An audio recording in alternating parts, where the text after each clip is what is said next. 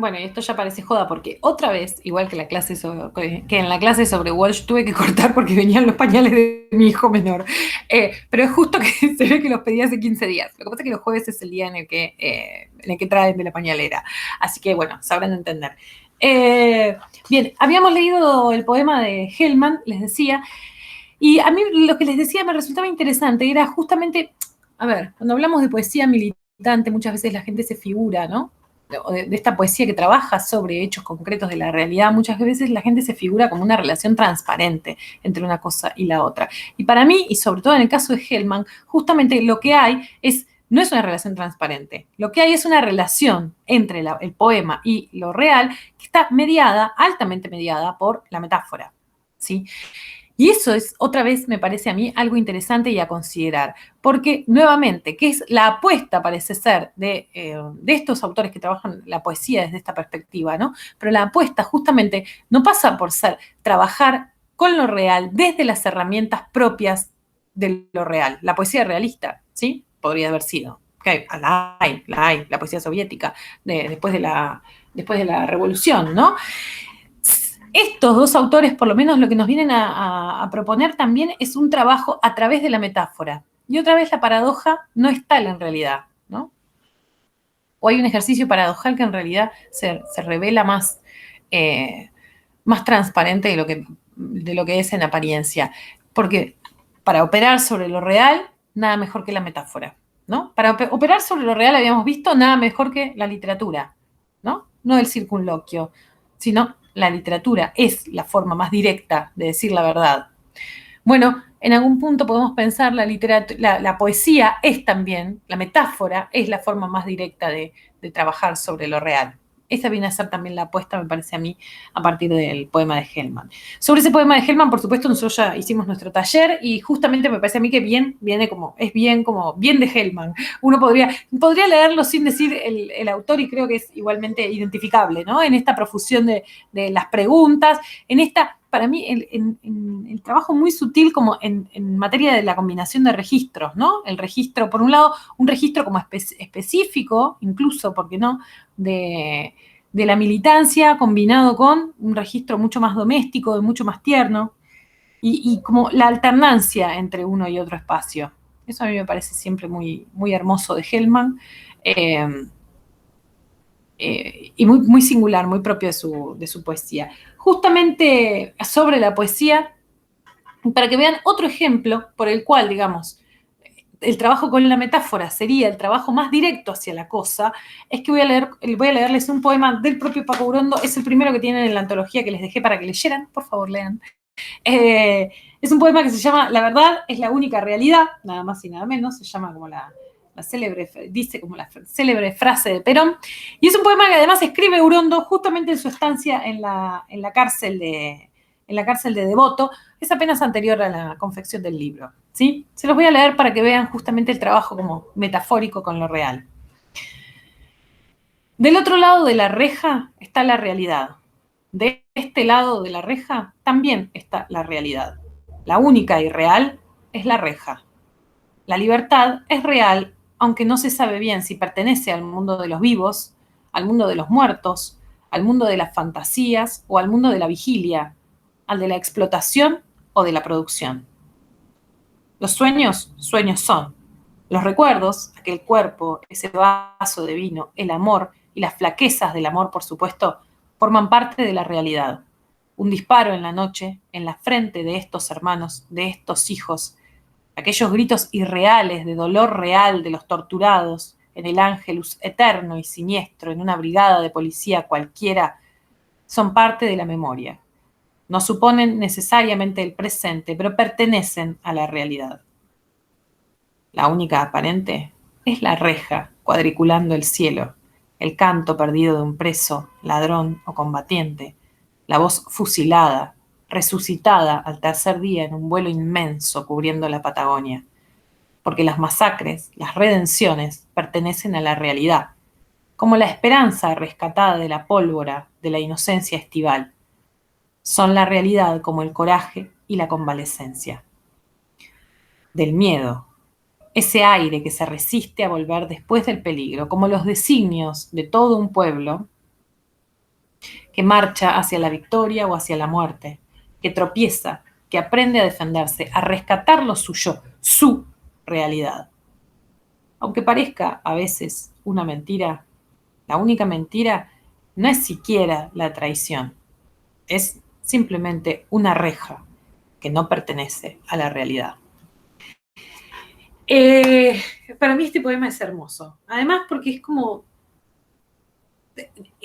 la unión de una serie de cosas, ¿no? Por un lado, una reflexión que me parece a mí que es muy profunda y filosófica sobre la ontología de la existencia, en definitiva, sin dejar de lado como un componente que es claramente contextual. También ahí habla de los fusilados, ¿no? Que eran también sus compañeros de cárcel, tiene sentido que hable de ellos. Habla también de la experiencia carcelaria, ¿no? Y lo hace, decíamos, como a través del uso de la metáfora. ¿Se entiende? Es como una especie de relación mediada. Pero, y ahí insisto con esto, en esa relación mediada parece paradojal, pero en realidad es la única en la que está lo verdadero, ¿no? O sea, la única mentira es la reja, en definitiva. Bien, quería que vieran cómo trabajaba esto, ¿no? Esta relación que me parece a mí tan fecunda que logran encontrar, por lo menos Urondo y Hellman, para trabajar sobre lo real a partir de la palabra poética. Bien, vamos a volver, ven que vamos y volvemos, pero siempre volvemos, eso es lo que importa. Vamos a volver sobre la patria fusilada, otra vez, ustedes capaz que no me creen, que yo todo esto no estoy divagando, no estoy simplemente hablando por hablar, yo todo esto me lo guiono, me lo guiono con mucho detalle, a veces puede ser que me voy de mis mismos guiones, eso lo admito, pero lo cierto es que incluso algunos excursus están contemplados en el guión mismo. Vamos entonces a volver, decíamos, sobre el libro, este libro que es un libro raro, decíamos, un libro, a veces me pregunto si hoy un libro así tendría un espacio editorial, ¿no? Que no fuese, digamos, la autopublicación. ¿Y cuál sería el espacio editorial que se le podría dar hoy, ¿no? O cuál sería como el símil, algo con lo cual uno podría hoy compararlo. Es un libro, bueno, vamos a hablar de algunas cosas sobre esto. El libro, como vieron ustedes, decíamos, el grueso del libro es la entrevista que Urondo les hace, es una entrevista, él mismo va a poner en entredicho el término, porque lo cierto es que lo va como vehiculizando el habla, vehiculizando la reconstrucción de los hechos, pero tiene a su vez un prólogo interesante, porque es como paradójico, porque lo cierto es que el prólogo también tiene la forma de una entrevista en la que un otro, pongámosle, por caso, le hace una serie de preguntas sobre cómo se hizo el libro al propio Urondo, ¿sí? Digo un otro porque lo cierto es que no se sabe quién es y lo más probable es que sea el propio Urondo, pero que eligió ese formato del prólogo, ese formato para construir el prólogo, me parece a mí justamente para no traicionar el espíritu, ¿no? El espíritu claramente testimonial que tiene el resto del libro, ¿sí? Todo el libro va a tener un carácter, por supuesto, netamente dialógico. Quiero decir, aun cuando no sea en rigor de verdad una entrevista, ¿no? Vehiculizada por las preguntas que va haciendo Urondo, sino que sea algo que se construye, ¿no? La versión de los hechos que construyen los sobrevivientes tiene ese carácter estrictamente dialógico, ¿no? Es algo que construyen entre ellos mientras van hablando. Quizás un poco para no romper con ese carácter dialógico que tiene todo el libro, me parece a mí que es que el prólogo tiene este formato, ¿sí?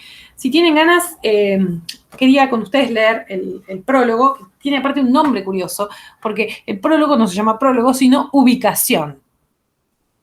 Lo cual también justamente me parece a mí, otra vez, es una apelación como al mundo de lo real, ¿no? La ubicación de los hechos, ¿no? Como si lo importante que es la coordenada en esto. Me hace acordar como justamente a los subtítulos de Operación Masacre, ¿no? Las personas, los hechos, ¿no? Concretamente, para corrernos de lo ficcional y decirnos, ojo, que esto en el fondo es siempre un trabajo sobre lo real, ¿no? Pregunta. ¿En qué circunstancias realizó esta entrevista a los 3 sobrevivientes de Trelew? Urondo. Fue la noche anterior a nuestra salida de la cárcel de Villa Devoto, es decir, la noche anterior a la asunción del gobierno popular. El 24 de mayo a las 9 de la noche empezamos a grabar. Lo nuevo fue que esa tarde, cuando volvimos de ver a las visitas, se autorizaron en el penal a partir del 11 de marzo, venían diputados, algunos familiares, se decidió tomar los celulares de los 5 pisos donde estábamos alojados los presos políticos. La planta fue tomada y esto nos permitió intercomunicarnos entre los pisos, vernos, cosa que antes no ocurría. Así me pude reunir con Alberto Camps y Ricardo René Aydar, que estaban en el celular del segundo piso, y con María Antonia Berger, que estaba en el quinto. Entonces nos metimos en una celda y nos pusimos a conversar sobre lo ocurrido en Trelew. Qué interesante, además, fíjense que él no habla ahí, en definitiva, de la motivación de por qué grabar esa conversación. ¿Sí? ¿Por qué dejar el testimonio, ¿no?, de esto? Bueno, podía ser una conversación entre estos 3 personajes que en este contexto particular se pudieron juntar después de los sucesos que les toca vivir, ¿no? Y sin embargo, lo que se elige es dar testimonio de eso, ¿no? Grabarlo, además, fíjense, ni siquiera apuntan a que después Urondo pueda eso reconstruirlo de alguna manera, ¿no? Grabarlo para que todo quede, la inflexión de la historia quede también grabada. No me parece menor esta cuestión, porque está, ¿no?, en la retórica, muy propia de la retórica de la década del 70, bueno, dejar testimonio de esto. La vez pasada, no me acuerdo de cuento de qué, uno de mis alumnos me decía, estábamos hablando de algo vinculado como a las retóricas propias de los sobrevivientes, ¿no? Y yo les decía que lo cierto era que sobre la dictadura había muy pocos documentos, ¿no? Porque tanto la dictadura argentina como todas las dictaduras latinoamericanas habían aprendido muy bien de la experiencia de los nazis y habían eliminado prácticamente todos los documentos, ¿no? Los nazis todo lo habían dejado en papeles.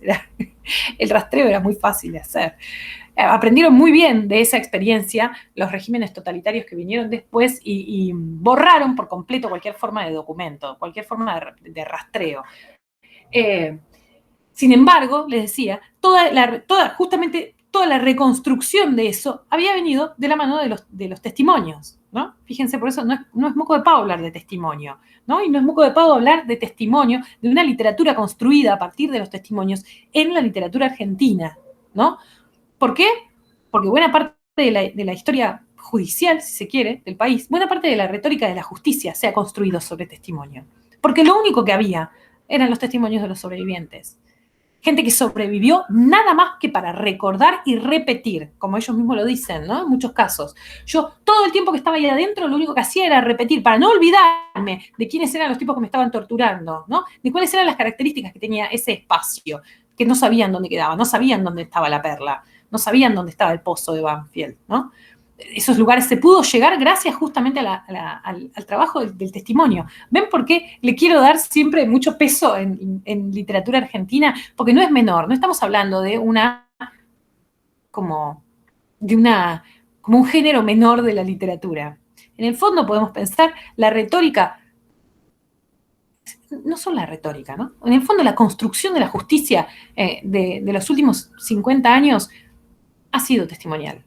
¿Sí? Así que vaya si es importante, en definitiva, las formas en las que trabajamos sobre el testimonio, las formas en las que se articula, en las que en el testimonio se articulan verdad y ficción, las formas en las que se construyen las subjetivizaciones, ¿no? Vaya si lo son, vaya si son importantes. Bien, sigo, perdón, ven el excursus, pero siempre vuelvo. Acá. Entonces nos metimos en una celda y nos pusimos a conversar sobre lo ocurrido en Trelew. ¿Desde cuándo estaban presos en Villa Devoto? Yo, desde el 22 de febrero, creo. Camps fue trasladado de Rawson días después. Y Aydar después de que llegó Camps. No recuerdo exactamente la fecha porque venían contingentes de presos políticos de Rawson citados para declarar por la Cámara Federal. Y María Antonia estaba allí. Todas las compañeras estaban alojadas en Devoto después de la fuga de Rawson. Fueron distribuidas de a una en los celulares de los pisos tercero, cuarto y quinto. Después de cumplir con los trámites de la Cámara, esos contingentes debían regresar a Rawson, pero después del 11 de marzo los compañeros se negaron a ser trasladados y quedaron en Devoto. Que se fue poblando mucho, hubo una especie de explosión demográfica ahí, ¿no? Esto que decíamos, era la cárcel de los presos políticos por antonomasia, la cárcel de Villa Devoto. La entrevista a los sobrevivientes de Trelew duró horas. ¿Cuándo terminó la grabación? Como a las 4 de la mañana. Se oyen ruidos varios como trasfondo de la grabación. Sí, claro, hubo distintas cosas. En primer lugar, todo el penal se había puesto de acuerdo para cantar la marcha peronista a determinada hora. seríamos unos 4.000 habitantes en el penal en ese momento, incluyendo los presos comunes. Ahora no sé si se cantó o no. Como los 4 estábamos grabando, yo ya perdí la noción de si se cantó la marcha. En principio se iba a cantar a las 10 de la noche, después la hora se modificó, así que realmente no sé si se cantó. Pero además había mucho ruido en los celulares, porque todo el mundo cantaba y gritaba, y verdaderamente había una fiesta muy grande en todo el penal. Bueno, piensen en el contexto, esto creo que ya lo dije, ¿no? Pero piensen en el contexto, iba a asumir al día siguiente Cámpora, la primera medida que se esperaba de Cámpora tenía que ver justamente con la amnistía, ¿no? Digo, porque también si no suena ridículo, ¿cómo tomaron el penal? ¿Cómo tomaron? Se pasaban de un piso al otro y demás. Bueno, porque lo cierto es que ya sabían que los liberaban, ¿no? Ya sabían que la liberación era inminente. Y ellos, y también sus carceleros, ya sabían que los iban a liberar. También del pabellón de los comunes salían gritos que se escuchan en la grabación. Y también de los compañeros que están ahí cantando. Todo el mundo, perdón, siempre pienso, mi pareja tiene, su tío fue preso político, estaba ahí en Devoto en ese momento, era comunista, no era peronista. Y lo interesante es que él también habla de los comunes. Siempre me gusta esa denominación. No, bueno, tal, sí, no, ese muchacho era un común. Para referirse justamente a los presos comunes, la distinción entre el preso político y el preso común. Me gusta la denominación, ¿no? La de los comunes. Y también de los compañeros que estaban ahí, que están ahí cantando. Todo el mundo estaba contento por la inminencia de la salida en libertad, que iba a ser al día siguiente o en el peor de los casos 48 horas después, con la tramitación de la ley de amnistía, que el Congreso efectivamente sancionó en 48 horas. El clima era festivo, la gente estaba muy alegre, todo el mundo trabajaba, pintando banderas, consignas en los muros, porque nadie dudaba de salir en libertad. Sabíamos que el general Perón y quien al día siguiente iba a ser el presidente, Cámpora, lo mismo que el ministro Rigui, habían comprometido nuestra libertad inmediata una vez que asumiera el gobierno popular. Y nosotros confiamos en ese compromiso tomado frente al pueblo. Y confiamos bien, porque en efecto salimos al día siguiente, es decir, el 25. Después del acto en Plaza de Mayo, una multitud confluyó en Villa Devoto y comenzó a cantar, a dialogar con nosotros, a pedir nuestra libertad. Esa noche, por teléfono, el ministro Rigui dio la orden de indulto, consultándolo previamente al doctor Cámpora. Ahí salimos. Esa noche, la siguiente a la grabación, en la calle nació ese clima tan especial de fraternidad, de alegría. Esa necesidad de estar con la gente, de hablarnos, con personas que no conocíamos, porque estaban allí, tomándonos las manos. Un clima muy especial, un poco indescriptible. Hay como un ruido de aguas en la grabación. Para reprimir a los presos comunes dieron paso al agua que empezó a brotar de las bocas de incendio. Comenzó a inundarse el celular, el agua entraba bajo la puerta de la celda, paramos la grabación, sacamos todo lo que está en el piso, lo secamos y seguimos. Esa noche se reunían por primera vez todos los compañeros para comer juntos. Hicieron una tumba muy rica, con salsas, con todo lo poco que teníamos, pero no bajamos a comer. Estábamos muy trenzados, reconstruyendo, fíjense, reconstruyendo es la palabra que usa, ¿no? Lo ocurrido en Rawson y Trelew. Después supe que los compañeros afuera cuidaban esa concentración. Se había dado la orden, que todos cumplían estrictamente, de que en el piso donde estábamos los 4 nadie gritara, nadie hablara en voz alta siquiera. Pusieron custodias para que nadie interrumpiera la entrevista. Si alguien necesitaba hablar con uno de nosotros, observaba por la mirilla de la celda y entraba con mucho cuidado. Los compañeros favorecían, digamos, el trabajo. En una oportunidad entró Roque, como en puntas de pie, como quien entra a la habitación de un enfermo. Habló bajito. Che, vamos a empezar a comer, ¿vienen? Dijo. No, en todo caso vamos dentro de un rato, respondí. Se fue con el mismo cuidado silencioso. Alguien me confesó luego que todos se asombraban de la paz, la quietud que reinaba en esa celda donde estábamos grabando, horas sentados en la misma posición. Ustedes se sustrajeron al clima del triunfo popular que hervía en el penal, agregó. Pero fueron la presencia en ese momento de todos los compañeros caídos en 18 años de guerra popular, en 18 años de proscripción, ¿no? Se advierte, le dice el entrevistador, ponele que sea un entrevistador, se advierte la densidad del clima en lo grabado. Hay pocas preguntas suyas, las necesarias para ordenar la entrevista. Prácticamente no interviene. Alguna vez para retomar un tema pendiente, nada más. Fíjense cómo el trabajo sobre el documento, ¿no? La construcción del documento, cómo se hace. Prácticamente no intervine, dice, ¿no? Me corrí, ¿no? Y otra vez, ¿y por qué el nombre? Acá. Acá. Porque los 3 se trabaron en un diálogo y se ayudaban mutuamente, aclarándose datos que tenían confusos. Se creó una tensión muy grande, una atención más bien, porque el clima era muy sereno. Se creó un clima de mucha conexión entre ellos, muy conectado pese a la sobriedad y equilibrio con que tratan el tema. Creo que eso se advierte en el texto reproducido. Hay un clima, fíjense que por otro lado hay como una distinción, ¿no? Entre lo que pasa, ¿no? Es eso que se construyó en el diálogo, y después dice, creo que eso se advierte en el hay la propia, la propia percepción sobre la construcción del texto, ¿no? Creo que eso se advierte, no está seguro, de que se advierte en el texto reproducido, perdón. Hay un clima de lucidez por un lado y de emotividad por el otro, muy densos, sin que en ningún momento hubiera pérdidas de control o desequilibrios.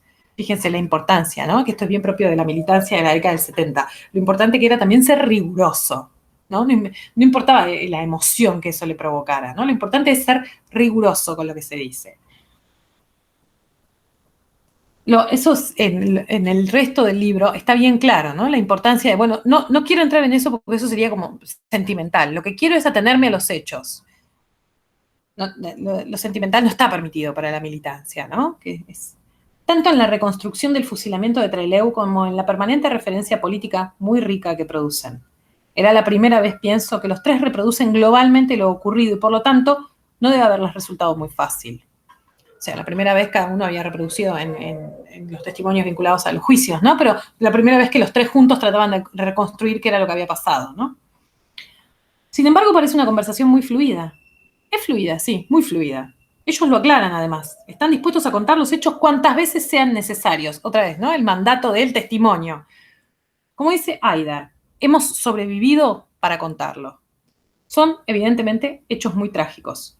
Los hechos trágicos, como toda situación difícil que se vive, tienen una limpieza muy grande. No hay ornamentaciones en los hechos realmente trágicos. No necesitan ningún tipo de énfasis, especialmente cuando se ha vivido lo que ellos. Qué interesante esto, ¿no? La idea de que la tragedia verdadera no necesita énfasis, no necesita subrayados, ¿sí? Se basta a sí misma, ¿no? Su relato tiene esa característica, esa sequedad o austeridad de las verdaderas tragedias, que más que individuales, son tragedias colectivas. Ese es el estilo que tuvo el relato. Si es que puede hablarse de estilo aquí. Él mismo lo problematiza, ¿no? La idea de estilo, el estilo que tuvo el relato. ¿No? Dice, si es que puede hablarse de estilo aquí. Hay una idea bien problemática sobre su estatus ficcional, ¿no? No ficcional, quiero decir, su estatus literario, ¿no? Como construcción, como relato, palabra acá en Argentina está muy de moda ahora. ¿Qué sintió usted mientras se desarrollaba el reportaje, mientras los tres sobrevivientes del fusilamiento iban contando su experiencia? Me sentía como cuidándolos. Estábamos en una celda pequeña, de esas donde caben apenas 2 camas dobles, un váter, una piletita, con una reja arriba alta, grande. Yo estaba sentado en una mesa frente a los tres. No me moví para nada. Sentados delante de mí estaban Alberto Camps y María Antonia Berger. En una cama al costado, el turco Aydar acuclillado. Hablábamos todos muy bajito, lentamente. Nadie se movía casi, como si estuviéramos pegados, como si estuviéramos amarrados por algo. El recuerdo de todo eso nos amarró. Los tres hablaban tranquilamente, serenamente, sin gestos dramáticos. Otra vez, ¿no? Claro, había cosas. En algunos momentos la mirada de María Antonia o la de Alberto, muy significativa. El gesto más enfático, el ademán más dramático, lo produjo Haidar. Fue cuando María Antonia relataba cómo se sentía después de que la balearon entre Trelew, cuando siente que se va a morir y piensa que no es tan duro. Y dice que siempre ha estado preocupada por cómo se sintió su compañero cuando murió y que se alegraba mucho pensando que no lo había pasado tan mal, dentro de todo, que no era tan espantoso. Lo único que hizo Aidar, el gesto más ampuloso, digamos, fue taparse la cara con las dos manos. Eso fue todo. Y evidentemente no era un ademán enfático. Había una gran contención y yo sentía que debía ser muy delicado con ellos, como si ellos en ese momento fueran muy frágiles. Me encanta esta reflexión también sobre cómo se construye el rol de, a ver, sobre qué cosas tiene que hacer la persona que tiene que trabajar sobre un testimonio, en definitiva, ¿no? Bueno, yo lo que dije, traté de darles el espacio para que hablaran y por otro lado me di cuenta que eran muy frágiles, ¿no? Que tenía que cuidarlos. Y evidentemente yo quería intervenir lo menos posible, como corresponde a todo entrevistador, ¿no es cierto? Que procura que hablen los otros. Pero esas intervenciones fueron lo más delicadas que pude para no distraerlos o afectarlos de alguna manera. Sí, me parecían muy frágiles. Oírles contar las cosas que les habían pasado, creo, no puede dejar a nadie prescindente. Entonces me sentí muy complicado con ellos, muy complicado con esa mezcla, la necesidad de cuidarlos. No sé por qué, porque realmente los tres han dado muestras de una enorme entereza y fortaleza en todas las circunstancias que enfrentaron entonces y pasaron después. Es decir, seguramente fue una impresión mía y ellos no necesitaban para nada de mi protección o de ese cuidado. Pero eso sentí. La solidaridad que despertaba en mí, lo que iban contando, me producía ese sentimiento de cuidado sobre ellos. Y ahora me pregunto, ¿acaso no hay que cuidarlos? Así termina el prólogo, termina con esta pregunta que creo yo tiene, a diferencia de todo el texto, tiene como un valor como que queda haciendo eco, ¿no? Y es un eco que sin lugar por esta idea de cuidar el testimonio, de atesorarlo, ¿no? Y es un eco que además yo creo se agiganta por el hecho de que, bueno, lo cierto es que todos mueren, ¿no? Todos mueren muy rápidamente después de la experiencia que les pasó. Digamos, ninguno de los cuatro que están en esa celda llega al 77, ¿no? O sea, ninguno vive 4 años más de lo que está. Así que tiene como un carácter para mí, después lo que va a venir después también el resto del texto, tiene como un carácter fantasmático, ¿no? Como si quiero decir, había también en ellos cierta idea de que de que la muerte era inminente, de que lo que debían hacer era dejar este testimonio porque eh, la muerte era el destino innegable, ¿no? Y ahí me parece interesante eso. Insisto, no iban a vivir ni 4 años más. 77 creo que es el último que muere, creo que es Haidar, ¿no? El resto mueren todos mucho antes. Algunos ni siquiera llegan a la dictadura. Eh, me parece interesante también para pensarlo en relación a eso. Antes de cortar con la clase, ya no sé cuánto llevo hablado, espero que no sea mucho, les digo la verdad, porque yo tenía la idea de hacer una clase súper breve. Les quería decir, antes de despedirme de la clase, les quería leer otras dos cositas. Hoy estoy muy lectora, sabrán disculpar. A veces me gusta más más que yo construir sobre el texto, me gusta más ir guiando el texto, cuidando el testimonio, que es en definitiva también, ¿por qué no?, la literatura que se produjo, ¿no? Bueno, quería leer un par de textitos más con ustedes. Uno de Conti, justamente Conti, como ustedes saben, yo creo que esto ya lo dije, ¿no? Conti venía del palo de letras, pero también hizo una serie de trabajos, todos estos trabajos de los que hablábamos, ¿no? Que son como los trabajos satélites del escritor, ¿no?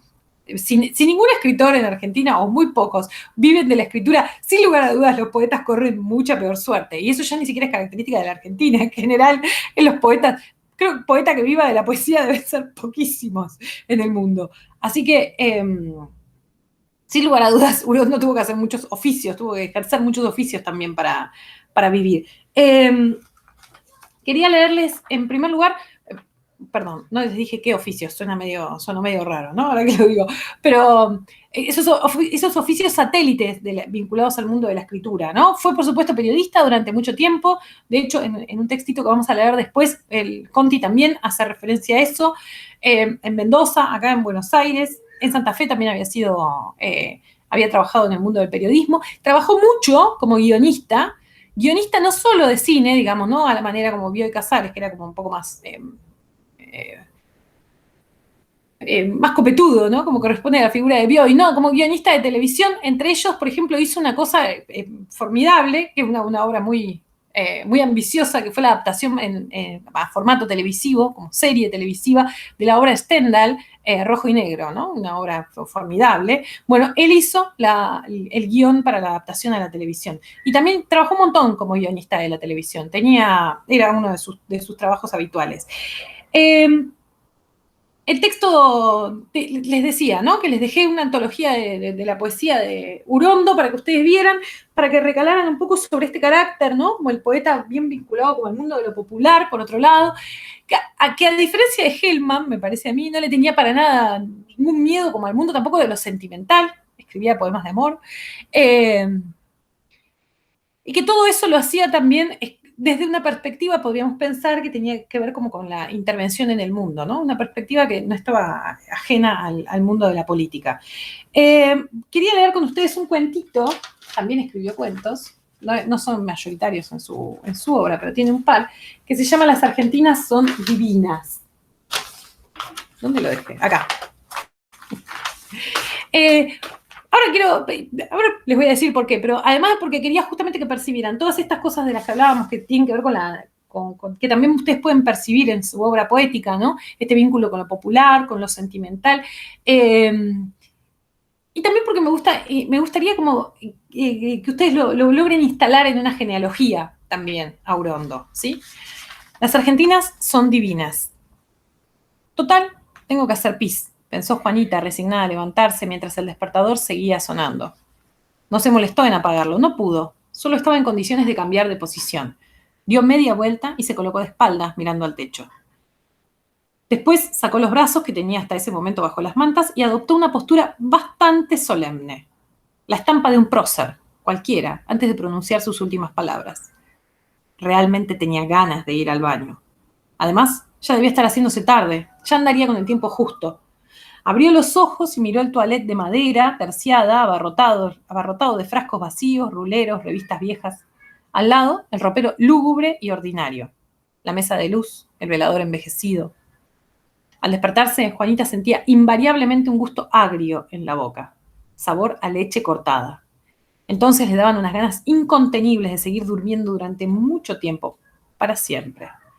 Sin embargo, la realidad, la hora, la carpetita de la mesa de luz, su camisón de Bombací, sin ir más lejos, su ropa interior desparramada por allí, la arrancaban de la cama, la obligaban a levantarse, no le permitían otra cosa. Sus padres ya andaban merodeando por la casa prematuramente envejecidos, sin saber qué hacer, qué decirse, sin que se les ocurra nada para salir del paso, algo que los hiciera sentir vivos. No obstante, debía reconocer que la casa era de ellos, como lo habían soñado. Por eso seguían creyendo en el dinero, más en el esfuerzo para ganarlo, en los sacrificios y en las privaciones. Así Juanita, aunque se resistiera, estaba asignada por el ahínco. Me encanta esa idea, ¿no? Asignada por el ahínco. Se levantó de un salto y sintió frío. Sin bajar de la cama, juntó con rapidez su ropa y se vistió casi totalmente sin quitarse el camisón. Finalmente se puso la pollera y recién abandonó la cama para calzarse unas chinelas de seda, tirarse un tapado viejo sobre los hombros y salir a la galería. Aterida, caminó hasta el baño, pero ya lo había ocupado su padre. Es un reloj. Había ordenado, sin duda, sus horarios de manera tal que la necesidad de su vientre coincidiera con el momento en que su hija se lavaba la cara por la mañana. Es el mate, hija, es el mate, la calmaba su madre. Es que ella tenía que cumplir horarios y él no. Ya estaba jubilado, no tenía posibilidad de llegar tarde a ninguna parte. Ni siquiera eso. Indignada, sabiendo que se quedaba sin orinar, que hasta llegar a la oficina era imposible ir al baño, se lavó en la pileta ubicada al fondo de la galería. El agua estaba helada, hacía frío allí afuera, así que no lo hizo con demasiada prolijidad y volvió a su habitación de inmediato. Comenzó a peinarse con algún apuro hasta que entró la madre con la taza de café de café con leche en una mano y con el plato con galletitas en la otra. Sin decir una palabra le alcanzó la taza y Juanita se puso a beber. Simultáneamente se quitaba las chinelas y se colocaba los zapatos, utilizando nada más que los pies en esta tarea. La madre dejó el plato con galletitas sobre el toilet y se quedó observando a su hija. ¿Vas a tomar la leche bebida? ¿No comes nada? Sí, contestó Juanita sin hacer el menor ademán por alcanzar alguna galletita. Desafiante, termina de tomar su desayuno y enseguida coloca la taza vacía sobre la carpeta de la mesa de luz, mira a su madre y compulsivamente le dice: Buen día. Luego se pone el tapado de nutria, toma su cartera y sin mirarla sale. En la puerta su padre toma unos mates, el baño estará desocupado sin duda, pero ya es demasiado tarde, no hay tiempo para nada. Al pasar tampoco lo mira. Él, en cambio, se queda contemplando la escena como si viera por primera vez a su hija que se aleja de la casa. Un momento después, la madre sale también y mira. Amanda está parada en la esquina esperándola como todos los días hábiles. Hace tiempo que son vecinas, desde que se mudaron, cada familia por su lado, a ese barrio. Ellas tenían 11 o 12 años. Amanda, siempre morena, con su dentadura española y el pelo negro ligeramente ondeado. Juanita, el pelo lacio y castaño. Zaino. La piel blanca y el pecho amplio italiano, igual que el cuello fuerte, comparado con el nervioso de Amanda que descendía sobre los senos pequeños y elásticos. Ya no eran bellezas del barrio. Hasta conversaban de otra manera, con otro lenguaje en los últimos años. La ropa era distinta. Eran chicas de mundo, casi, o del centro. Perdón. Tomadas del brazo, caminaron por la calle Martiniano Leguizamón hacia Rivadavia. Pasaron frente al ombú, que con veneración había sido respetado y que todavía estaba erguido en medio de la calle, como una isla. Anduvieron después con indiferencia frente a las habituales y frecuentes puertas de hierro. Perdón, me olvidé traer agua hoy. Qué gila. Flanqueadas por muros de material generalmente revocados y pintados de color amarillo o blanco. De estos muros rebalsaban los jazmines del país secos a esta altura del año, entre el hacinamiento de achiras y calas y malbones y estrellas federales que hay siempre en los jardines abarrotados de estos barrios, detrás de esos muros. Caminaron 5 cuadras hasta llegar a la estación. Mucha gente viajaba a esa hora. Los trenes no daban abasto y el servicio se cumplía penosamente con esos viejos vagones ingleses de madera. Las inmediaciones de la estación estaban atestadas, pero el movimiento era lento, consabido. Con poca curiosidad por los demás, todos esperaban la llegada del tren eléctrico. Algunos amigos ocasionales conversan, aunque básicamente se lee el diario, casi con fruición en esos andenes. En el tren también se lee. Muy pocos miran el enorme paisaje del Gran Buenos Aires, aguzanado de chalecitos propios, californianos. Algunas frases sueltas. Yo siempre le digo a mi señora. Alguna institución, obra social. Los que viajan parados desearían sentarse y los que tienen asiento dormitan penosamente, porque nunca el suburbio levantó el espíritu de nadie. Un hombre da vuelta a la última página del diario, un adolescente se queda dormido, una mujer joven trata de mantener su apostura en medio de los empujones del pasillo y no se atreve a mirar a una vieja de pie a su lado que busca una piadosa conversación. El guarda pugna entre los pasajeros porque tiene que dar salida al tren, hace rato detenido en la estación Flores. Arrastra a una chica de pelo castaño y piel blanca, pisa a un corredor de artículos de ferretería, hace girar a una morocha amiga de la chica del pelo castaño que aferrada a la columna de bronce del panel de salida rota sobre ese eje, en virtud siempre de los empujones del guarda. Antes de llegar a Plaza Miserere, cuando el tren se hunde en el túnel final, todo el mundo se moviliza. Algunos salen a la superficie para tomar ómnibus y colectivos. Muchos se quedan abajo y combinan con el subterráneo que los llevará como máximo hasta Plaza de Mayo. Sin embargo, casi todos descienden una estación antes y desembocan en la calle Florida. De tanto en tanto, una mujer arranca alguna mirada. Es linda, y con ella retornan sueños y conjeturas.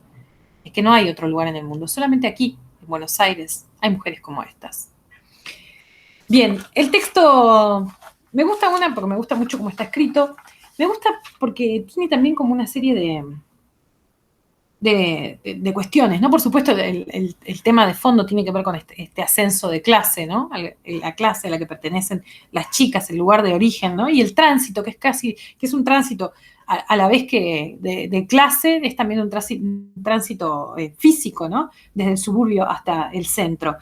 Pero más que nada me interesa porque pienso que es, en su extremo realismo, todos los cuentos de Urondo también lo son, pienso que funciona casi como una especie de fresco de época, ¿no? Como una especie de retrato muy pormenorizado de un momento concreto de la historia argentina, por lo menos de la historia de Buenos Aires. Hay también ahí una crítica a los valores burgueses, ¿no? Hay como una cosa bien clara ahí cuando dice, no, bueno, lo que importa es el dinero, ¿no? Lo que importa es... Bueno, pero esta idea, este carácter de fresco, en definitiva, también me hace acordar sobre todo mucho, y me parece que lo instala adentro de la tradición de Roberto Arlt, ¿sí? Vieron que a mí lo que me interesa es justamente, digamos, amén de trabajar con los autores, tratar de ir haciendo estas líneas de continuidades, para también en el fondo ver dónde se instala uno como autor o como autora, adentro de esa tradición que por lo menos desde la hipótesis de la literatura que sostenemos en la materia, esa tradición de la que uno no puede abstraerse, ¿no? Pero ¿cuál es el lugar que uno ocupa, ¿no? ¿Con quiénes se va a vincular? Si es que lo va a hacer. ¿Y cómo se trabajan esas tradiciones? Bueno, a mí me parece a mí que este texto de Urondo, en realidad toda la obra de Urondo, pero en este texto se nota muchísimo más, habla de ciertas continuidades, de ciertas pervivencias desde la perspectiva de la que uno podría pensar que trabajaba la obra de Arlt hasta, por lo menos, Urondo, ¿sí? Y para que vean también cómo funcionan, les dije que hoy iba a leerles mucho. Espero que la clase no sea muy larga.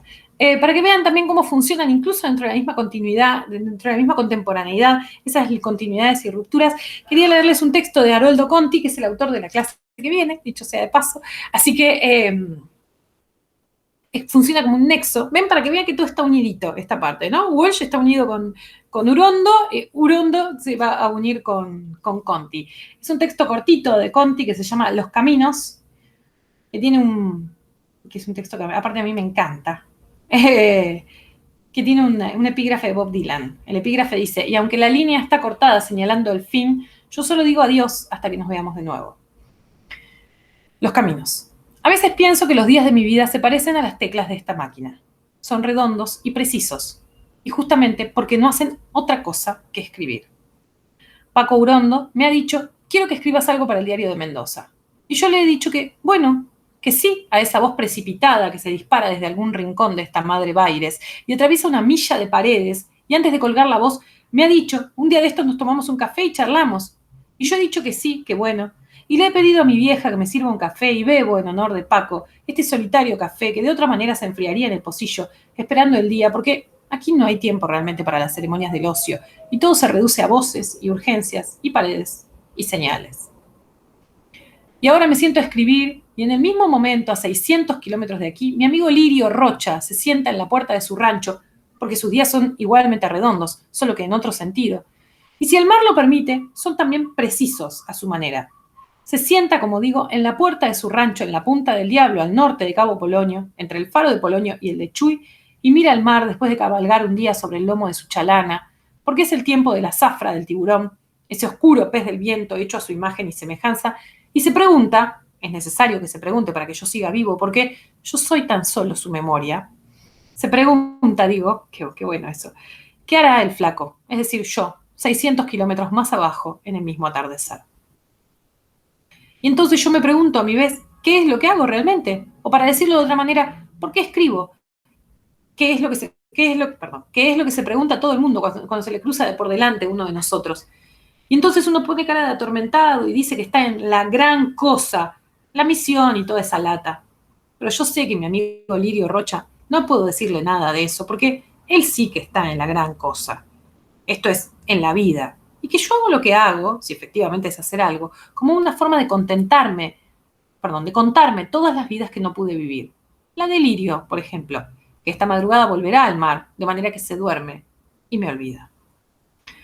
Yo dejo de golpear esta máquina, y ahora que es de noche cerrada, y las voces y las paredes se han muerto hasta mañana, y la gran noche de Buenos Aires se parece al mar, pongo un disco de Jobim para no morirme del todo y pienso en mi otro amigo, porque es el momento de los amigos y las ausencias, mi amigo Alfonso Domínguez, capitán, que vive también frente al mar, algunas millas más abajo, sobre el lomo salado del Cabo de Santa María, y que toca la flauta como Herbie Mann y talla mascarones como el alejandrino. Y aparte de eso, calcula la derrota de cada barco que pasa en el horizonte y bebe una copa de vino a cada cambio de viento, siempre que no se tarde demasiado. Y entonces vuelvo a golpear otra tecla y otra, porque me digo que, después de todo, nadie sabrá de ellos si no es por este viejo artificio, y que es igualmente urgente y necesario que mi amigo Antonio Di Benedetto y Mercedes del Carmen Thierry, que tiene los ojos más sabios del mundo, y don Florencio Giacobone, que vive en Rivadavia y prepara las mejores conservas de este lado de la tierra, y que todos los inviernos baja al delta a faenar un par de cerdos en el almacén del nene Brusone, que nació en las islas y tripuló aquel doble par de leyenda con el flaco Bataglia, cuando todos los remeros eran campeones, y el resto generoso de los muchos y buenos amigos de Mendoza tengan noticias de estos otros amigos que viven frente al mar. Y es así que por fin entiendo cuál es la gran cosa, porque yo los junto a todos ellos, salto sobre las distancias y el tiempo y los junto a todos ellos en esta mesa del recuerdo que tiendo y sirvo para mis amigos. Ay, me encanta el texto. Me encanta poderosamente el texto. Me encanta todo, me encanta lo que dice, pero además me encanta su manufactura, me encanta su hechura, me encanta, ¿vieron lo barroco que es? La construcción, la concatenación hacia el final, ¿no? Que en el fondo remeda, o por lo menos creo, remeda muy bien la forma en la que recordamos, ¿no? En la que vamos conectando a nuestros amigos unos con otros.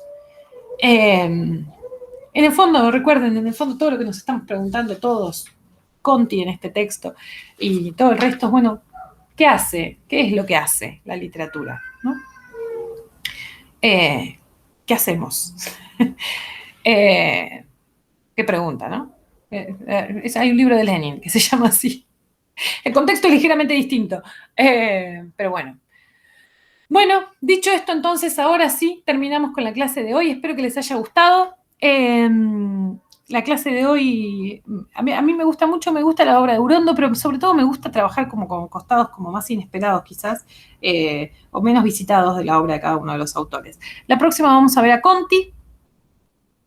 Espero que les guste también lo que tienen para leer. Y bueno, cualquier duda, cualquier consulta, ya saben dónde encontrarme. ¿Sí?